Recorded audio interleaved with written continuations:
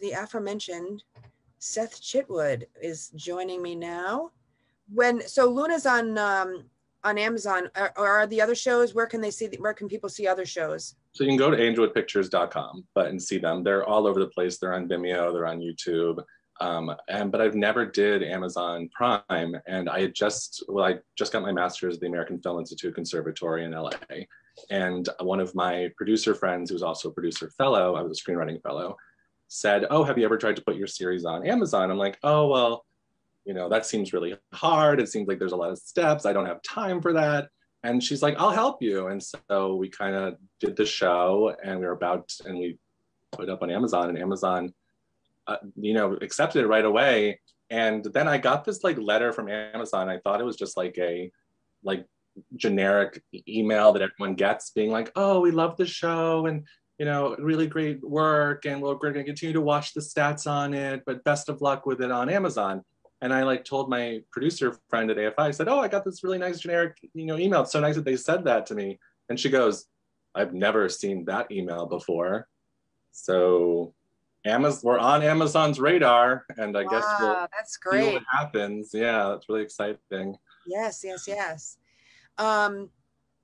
And you are now a reporter for Standard? Yes, I just took a full-time job. I am the special reporter for the Standard Times in New Bedford. That's fantastic. I don't want to let you go without, you brought it up, and I wanted to ask you how did LDI, I'm going to take myself out of it, and set you up for an embarrassing background position? Well, okay, so I feel like we're gonna do the Jimmy Fallon thing when he found out he dated Nicole Kidman. Do you remember that? Did you ever watch that video? Vaguely, yeah. So back in 2000, this might come to me if you say it, but go ahead. So but I think I went through someone else. It wasn't you directly. Good. It was one of your people. One of my minions. For a hot second, I wanted to be an actor, and I was at the time had done Trinity Rep. I had been I started off when I was 12 doing a Christmas Carol for 2 or 3 years. My sister did it for 4 years. The Trinity Rep, what they do every year. Mm-hmm. And I then did high school acting, whatever. So we get this phone call that someone from LDI Casting had come to this one-act show, and was casting this thing. And we had no idea about the film world. We were only doing theater, local theater. We had no idea what film was and how it worked. So this guy says, "Hey, do you want to do this thing for this project?" And it was Telltale in 2009, I think 2008.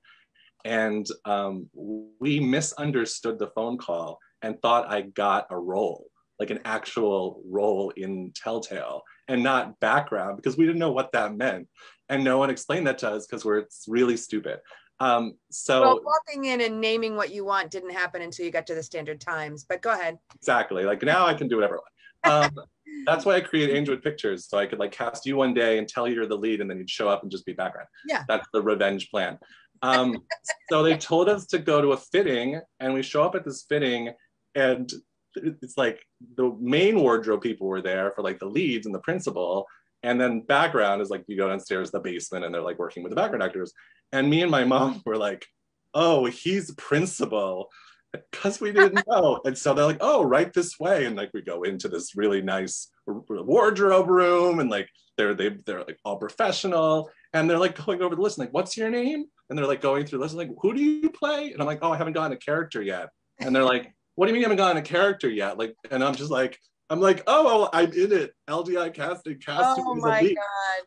And they get another list, and they're "Oh no, you're on the background list." Yeah, you're downstairs. And I'm the background. And then I get taken down this staircase to hell, and with 40 other people trying on, whatever's in the savers pile. And and it was, I was walking down the stairs. I remember saying to the lady, I'm "This is my first time doing this." And she's "Oh, yeah, figured that. I got that." And so it was really embarrassing. And that's not my fault. I'm just saying. And then to add insult to injury, the last second they were looking for dogs. So they said, "Oh, do you have a dog?" And I said, "Oh, we do." So I was a dog walker in Prospect Park, and it was a bunch. I don't know if you remember the scene. It was I kind of do, actually. We're filming a summer scene in winter. Yes. It was 20 degrees. It was the end of the movie when everyone's "Oh, happy we survived." And it was a bunch of kids were running around, and they put me probably 3 miles away with my dog, all the way far away, and in 14-degree weather, freezing. And then I nonchalantly said, they put the kids in the van because it was too cold. And I nonchalantly said to one of the PAs, I'm like, oh, I hope my dog survives this cold. So immediately I say that, and that's a red flag. So they put the dog in the van. So here I am standing with like 13 background, freezing my A off.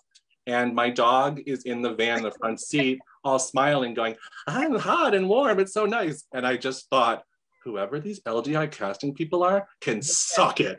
This is horrible. And I will never be an actor again. And I did not act ever again. I turned to the production on the other side of the camera. I'm glad I opened up that door for you anyway. And you know what? It was a really great choice. It's really worked out for me. So thank you so much for. You're welcome.